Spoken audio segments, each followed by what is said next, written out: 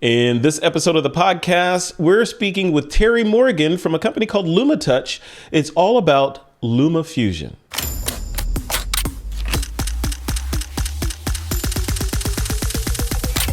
This is TWiP. Hey folks, welcome back to another episode of This Week in Photo. I'm your host, Frederick Van Johnson. Today on the show, I have the pleasure and the honor of speaking with someone from a company whose app has a permanent place on my iPad and my iPhone, and that is Lumafusion. If you know me, you know I am very bullish on mobile technology and doing less with more. And what can photographers do now that we have these crazy tablets with M1 processors in them and mature software? As a content creator, what can you do that frees you from where I am sitting right now, sitting in front of a display with a keyboard and mouse and all that? Well, LumaTouch, the company that created an application called Lumafusion, has stepped in and created what I think is the de facto standard for video editing on mobile devices, kind of like your Final Cut Pro or your Premiere or your DaVinci Resolve, but on a tablet, and that you can use with the Apple Pencil and be comfortable and all that stuff. So all that to say, Terri Morgan is one of the co-founders of LumaTouch. She handles design and all the pretty stuff over there to make the app look palatable for us humans. But she's agreed to come on the podcast and tell us about the company. And then at the end of the interview, we're going to segue into a separate video where she's going to demo the application for us and show us some upcoming features, hopefully. So Terri, welcome to the podcast. I'm so excited to have you on the show. Thank you for having me, Frederick. It's a pleasure. No, the pleasure is all mine. I am a fanboy, sorry. I am a fanboy of your application, and I love it. I want to use it for everything. So let's start with a little bit of background and history. So LumaTouch, the company, give me the origin story. Why did you guys start the company? What was the problem that you were seeking to solve? Yeah. And where are things right now? Yeah, I personally have been a video editor for my entire career, and I just turned 58, so that's pretty long time. Congratulations.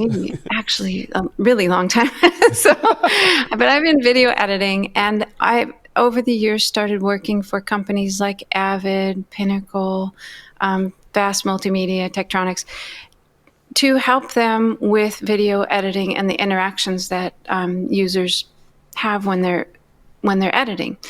And so when I was working at Avid as a product manager and designer, we were working on Pinnacle Studio it was Avid Studio for iPad at that time. Mm-hmm. And I met Chris Damaris, who's a developer, amazing developer. And when Avid sold our team to Corel, we decided to go off, and after all these years of doing this for other companies, we thought, hey, we can do this ourselves, and we think we can do it really good. So he's the engineer and leads the engineering team, and I'm the designer. I lead the UX, what we do, and how it should feel when you do those things when you're editing, and so the product management and that sort of thing. And I lead a team over here that has the support, design, testing, and marketing. So we've kind of split it up, and the developers are in Salt Lake, and our team is over here in Seattle. But it's working out really well. That is great. So lean and mean, and you guys are focused. Is Lumafusion, that's obviously the flagship app, right? Are there other softwares in the catalog right now? You know, we had other software, and those have been rolled into Lumafusion, basically. Okay. So we had Luma Effects. We started that off. That was just the effects part of Lumafusion. And that got rolled into Lumafusion, and eventually we discontinued that because you can get it all. It's more convenient to do your effects where you're also editing, obviously. Mm-hmm. So that's what we did. Right now we just have Lumafusion, and we are working on adding in some more in-depth, creative, robust features to bring Lumafusion really to the top level. And I want to talk about that. Yeah. I want to talk about those features. I'm really excited about a lot of things that you guys are working on. You know, one of the, for this portion of the interview, before we get into the demo bit later, is just positioning, you know, of this. And I've had conversations with some professional video editors and educators, you know, people that have, like you know, have been sort of dyed in the wool in Avid and, you know, and then maybe Final Cut and Premiere, or these quote traditional NLEs, and they look at mobile-based editing as, yeah, it's not there yet. It's a hobby. Yeah, you can play around with it, maybe edit a clip for Instagram or something on it, but you're never going to do any real work on a mobile device. What do you say to those people that don't think mobile is ready for prime time? Well, I can say that, you know, I've been editing for years, like I said, so I've worked on Avid, Final Cut, even back as far as Media 100 and Lightworks. I worked at Lightworks for years. And, you know, editing is a craft that is basically tapping into your storytelling. So you are trying to get your ideas from your media onto the timeline in a way that you're not inhibited by the technology. So all these years I've been editing, if I run into, I might be in the middle of the most creative idea I've ever had, and if I run into a technical problem, all that creativity basically is cut off until I solve that problem. And a lot of times it just, the flow doesn't get there. So with Lumafusion, we've really taken the tools that both Chris and I have learned over many years of developing for companies that are making nonlinear editing, and taking the things that we feel had made editing a joy, and then taking the things that weren't a joy and tried to fix those problems in the UI. And one of the things that allowed us to do that was this incredible touch interface that Apple has given us. It brings you so close to your media that you're thinking, you know, you're reaching out and moving a clip with your finger. There's nothing between you and your story. And I think for that kind of storytelling, it's a completely different feeling to edit in Lumafusion than it is when you're mousing around with a bunch of menus and stuff. Yeah. So there's that. And then the performance of the iPad.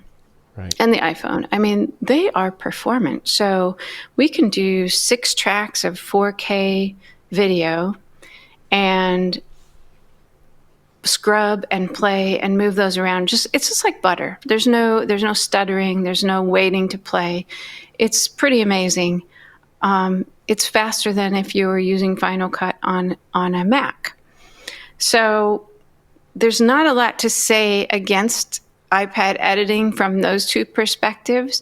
And with Lumafusion, we're trying to bring in all those other workflows that people really need to do higher end professional editing. And Apple has helped us with that because they brought out the ability to do ProRes on an iPad. So combined with the advances of the technology and what we're doing to bring in features that address the needs of a professional for editing, you know, it's quickly becoming a good replacement for a lot of desktop editing. And now there's freeing stuff like, you know, compositing that you're going to have to go to a compositor to do, but for editing, this is amazing. Yeah, it is, and it's freeing too in a lot of ways because, you know, I don't know if my workflow is correct. You know, you can tell me, but you could theoretically start a project on a phone, right? And then move that project over to iPad and continue working on it on iPad and finish it over there. Is that, you can do that, right? With the way things are set up today? Yeah. In seconds. Like, you know, pretty big projects, you just say export and send it via AirDrop. And crazy. Man, that thing is just sending the files over as fast as you can imagine. And then it shows up on your iPad or your iPhone, whichever way you're going. Or now on the M1 desktop, you can do that to the M1 desktop as well and open Lumafusion there. Yeah. So yeah, it's a lot of, there's a lot of freedom in it for sure. You know, I'm curious about putting on your veteran editor hat, or veteran cutter. I don't know what the right term for the cool editing people is these days. But weirdo. No, that's a podcaster. The screen real estate, right? And I know a lot of editors will say, and I'm not trying to put words in people's mouths, but right now I work on a relatively big desktop display here. I only have one because I like the one display kind of feel, but I only have one display, but it's a fair amount of real estate here on the iPad or the phone, especially, right? Not so much. How do people shift from the mindset of I got windows everywhere and real estate and this and, to I'm in a much more concise, almost modal type user interface? Yeah, I mean, I think that part of that is in the UX. So, like, instead of having, your timeline, your library, and a window for manipulating your effects with a bunch of sliders, we just simply double tap on a clip. And you've told us, I want to do something deeper on this clip. Then that interface opens. So we try to, from your actions, determine what it is you want to do and get rid of the noise that surrounds it. But also we've added things like the ability to see your full res preview on an external monitor. So with AirPlay or an HDMI cable, you can be editing and also seeing your full res preview at the same time. So, I don't really, actually I don't at all miss the real estate on my iPad. On an iPhone, I guess it's sort of like another step towards less real estate. But 40% of our customers only edit on an iPhone. So they are able to do, and I think a lot of that is the style of editing that those people are doing, which is more on the newsy side of things, where they're out in the field, they're shooting, they want to put the clips together, put their probably pre-designed titles, presets in, and change a bit of text and export back to the station or back to wherever or post it online. So this is for really quick workflows. And we don't get complaints about not enough space. But I suppose, it's all relative. Yeah. If you're used to it, huge. No, absolutely. And what you're used to, it's so interesting that one of the conversations I was having before about the world of mobile and the freedom that mobile gives you versus, traditional NLEs is just that freedom piece of it, right? And not only the freedom of being able to just, like you said, I'm out in the field and I have my iPad or my iPhone and I'm in the back of a Uber and I can start doing stuff right there that's at a level of quality that is at least equal to what's on the desktop. I wonder from your perspective about the length of projects. Like, is there a ceiling where, like, you would say, okay, this is good for short news clips. If under 15 minutes, you're probably good to go. But if you want to get to feature film, you're maybe not going to be using Lumafusion, or can you use Lumafusion to do a long form piece or a multi-segment piece? You absolutely can use it. We actually have had people do a feature-length film, and I do my personal projects sometimes for family are at least that long. I think that it all comes down to learning how to organize your media in a way that allows you to access the things in the right way. I use a lot of Dropbox, so I'll organize my footage in Dropbox and then import it into Lumafusion, and it all comes into already in the folders. So that's one way of organizing. Or if you're working from the Photos app, you might use albums to organize your footage so that there's just, it makes it easier to find what you're looking for. Inside Lumafusion, there's tools like search and sort and, ways that you can color code clips. So one of the things that is really handy when for instance, a couple weekends ago, we did a shoot here and we had a lot of footage and I needed to edit it really quickly by the next day. So what I did is watch all the footage, mark in and mark out on clips, color tag and put color markers. And I used a color coding system. Green is my favorite. Orange is, okay, if I have to use it, I will. And red is, I'm going to delete this when I'm done, when I'm done looking through the footage. So I just color code everything, delete all the stuff I didn't want, just to get it out of my mind for no other reason, because my iPad actually has a lot of space on it. And then just drag those to the timeline. And then the timeline held those colors. So when I'm looking through the timeline, I could see I had mostly a green timeline, but there was one or two places that had orange clips. I'm like, okay, I used something there that wasn't my favorite. Let's take another look and see if I can make that better or whatever. So, there's ways you can work that really are fun and also get the project done. Yeah. But it's just a different mindset. It is. Sure. And I think you hit it right on the head. It's fun and it's tactile. Like you said at the beginning, being able to, I don't know, the distance between my mouse and keyboard shortcuts and my display is much longer than me holding a pencil or my fingers on a phone, right? And moving clips around. It feels like I'm more intimate with the content because I'm just like, oh, I want this over here. No, this over there. No, this longer, this shorter, right? And super fast to learn. So yeah. I have an 8-year-old who started editing when he was 7. And really, I'm telling the truth when I say all I taught him how to do was drag a clip to the timeline. The rest of it, he's learned himself. He's doing stop motion stuff inside Lumafusion. He's doing fast forwards and reverses and, color effects, sound effects. He's using story blocks to find clips to fill in.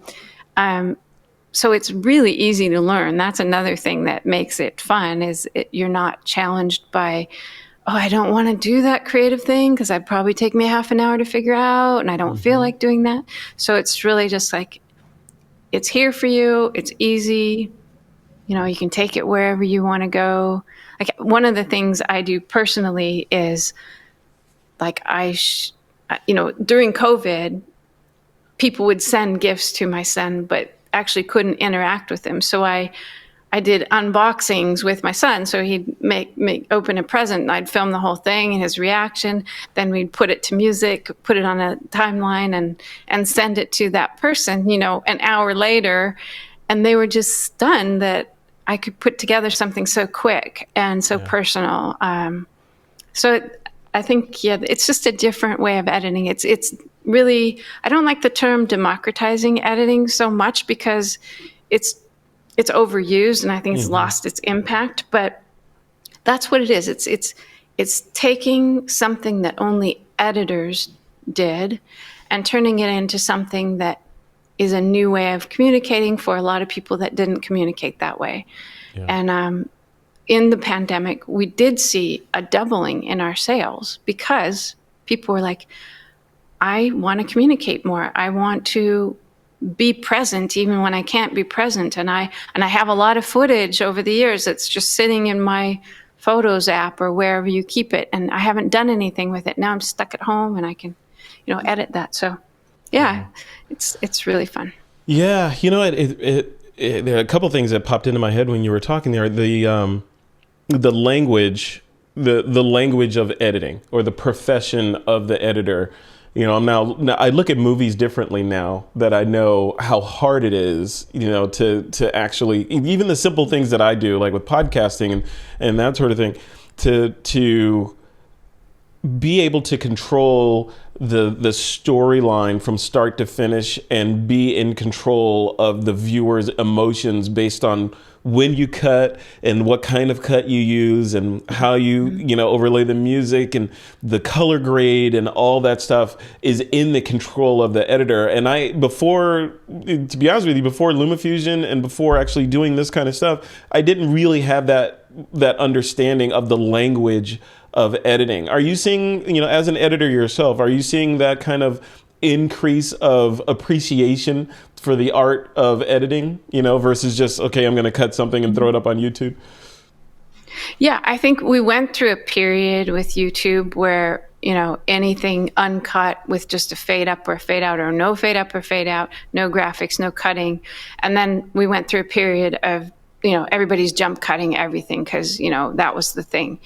But I think now we're getting to the point is, wait a minute, I can craft this to keep my viewer interested in what I'm talking about because I need them to stay with me to hear my message, right? So people are doing less of that sloppy editing or jump cutting to be trendy and realizing you have an audience. You need to respect them by keeping it interesting, making the cutting invisible, making it just natural to watch this thing, because every time you do a cut that's bad, you take your viewer out of the story and they're going to be thinking, oh, wow, I really should be getting back to work or getting back to what I was doing or making some popcorn. Mm-hmm. So, yeah, the cutting, I think we're coming back around to good cutting, but there's still a lot of fast stuff out there. Yeah, yeah. But yeah, and on Lumafusion, there's two kinds of timeline generally for nonlinear editing. One is a track-based thing like Premiere has. So you insert and overwrite, or maybe even just stay in overwrite. And there's another kind which is more like Final Cut, which is the magnetic timeline where clips kind of move along with other clips. So they're kind of stuck together. And we love both of those things. So in Lumafusion, we made what we call the enhanced magnetic timeline, in that it takes what we love about the magnetic timeline and marries it with a traditional track-based timeline. And boy, is it powerful. Like, I kid you not, this is the most powerful timeline model I've ever used.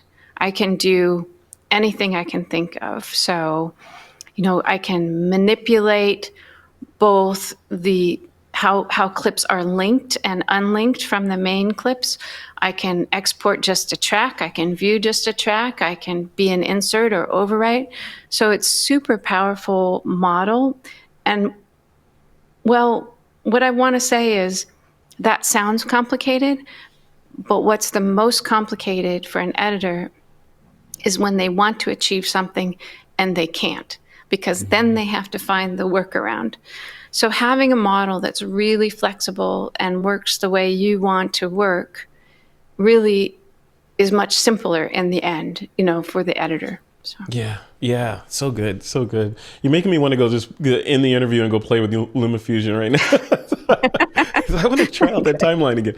I'm curious as to your thoughts around market evolution, right? Because I remember back in the day, like you mentioned Media 100. Remember those days? And remember you had to buy a card to put in your, all of that. Remember the SCSI drive arrays with Terminators and all that stuff is gone now. It's all gone and it's all on the iPad. You can do the whole thing.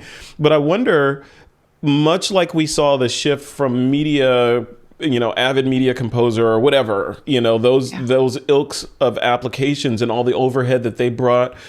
And when Apple released the Bondi Blue iMac with iMovie on it, a lot of people were like, it's revolutionizing or democratizing the world of video editing. Now I can do it and I don't have to geek out and buy all that other stuff. I can just buy this little blue machine and edit right here, albeit rudimentary, but I can get it done.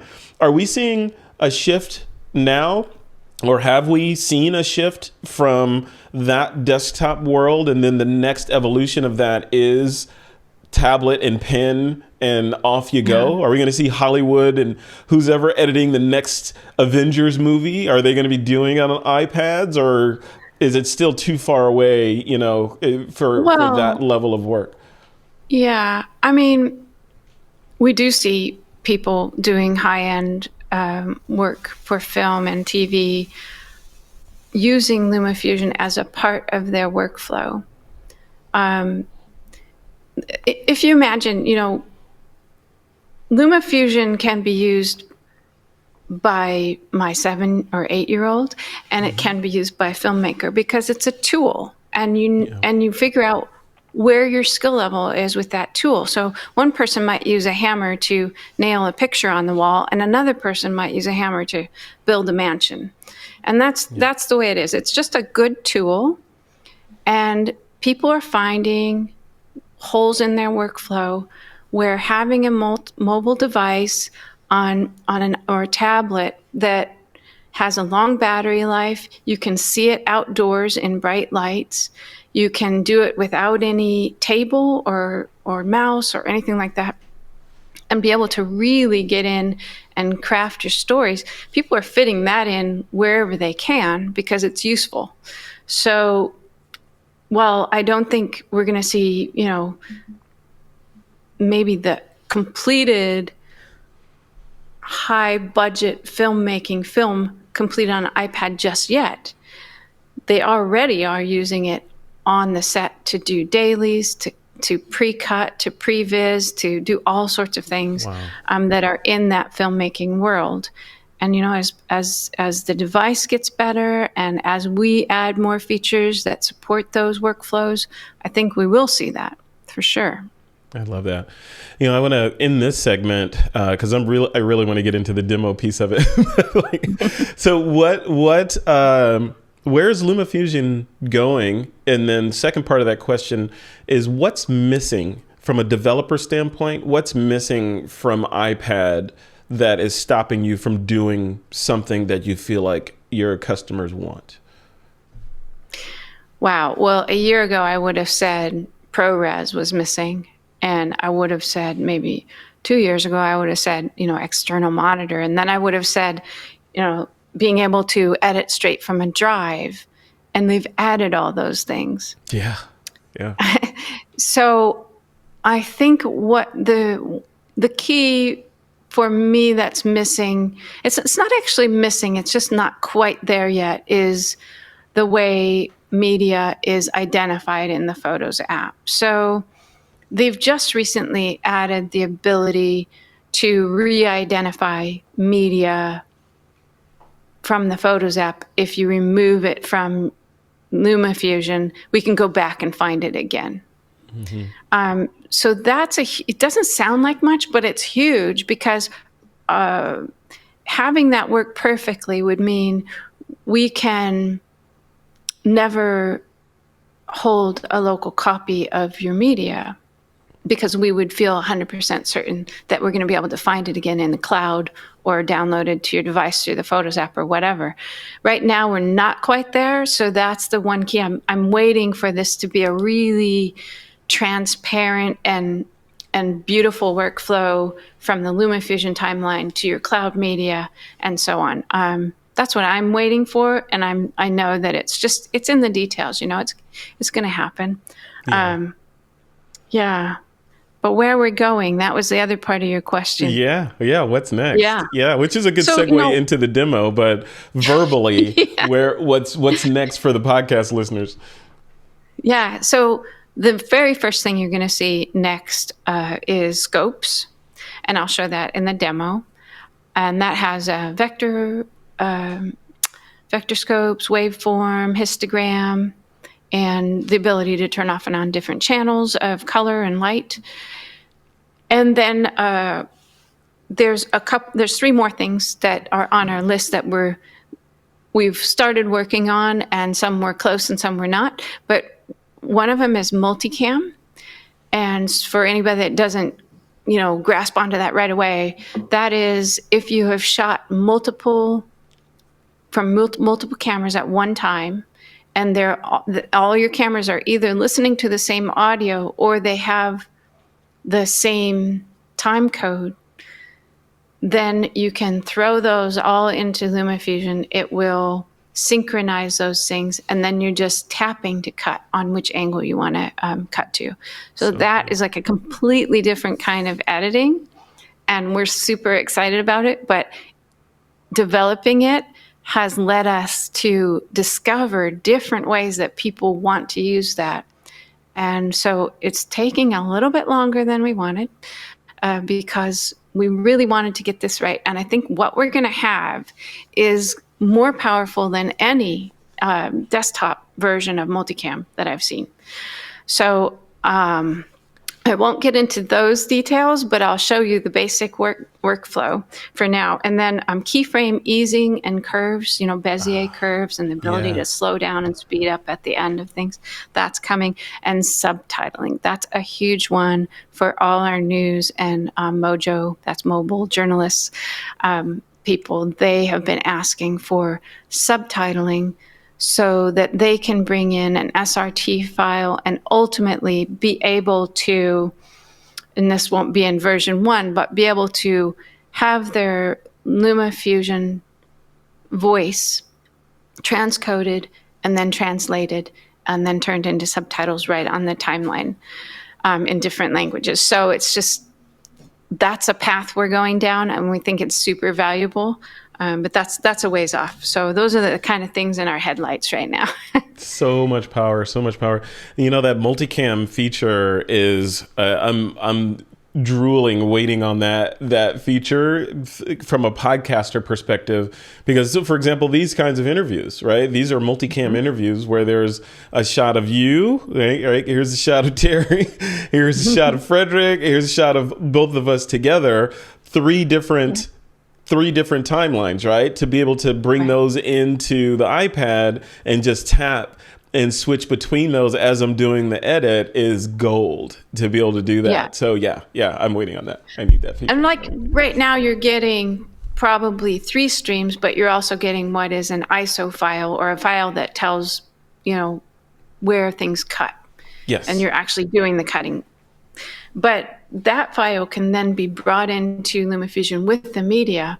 And from your original cut, depending on the format that you use, we'll be able to take that and have it automatically show you what you did and let you change that in arrears so that you can then post a re-edited live edit. That's cool. Yeah. So basically, like right now, I'm performing the edit real time. I'm clicking buttons and the software knows where I'm making these cuts in the timeline. You're saying later I can bring that over. I'll be able to bring that over into the iPad and it will know that, at this time code, Frederick transitioned to Terri, and I can go to that transition and scooch it over a little bit if I want, or remove it altogether and do all the things, right? So ultimately, that would be our goal. And that, again, we may support one type of hardware, which we'll probably announce at NAB this year. But ultimately, we'll bring in more and more ability to do that through different, everybody has their own file style or their XML list that we need to translate into Lumafusion. So it's not just, you do it for one and you do it for everybody. They're all a little bit different. So we're going to start with one and then hopefully move to others. I love it. So much good stuff. Well, Terri, thanks for doing this interview portion. We're gonna transition over and hopefully have you do a nice demo and show us some of these features you've been talking about. Folks that are listening to this podcast or watching this video on YouTube, there's another sister video to this one that will be that demo. So, and the reason is I didn't want to put the demo in the audio podcast and all that. Nobody wants that. So yeah, it wouldn't make any sense. No, it wouldn't. So Terri, if people want to, learn more about the app, go grab the app. I'm guessing just Lumafusion in the App Store, right? And they can go to town there. Search for Lumafusion. Lumafusion in the App Store. You can look up LumaTouch on YouTube, Twitter, Facebook. There's a Facebook group, and just search for LumaTouch and you'll find us. All right. Terri Morgan, thank you so much for coming on the podcast. I appreciate you. Thank you.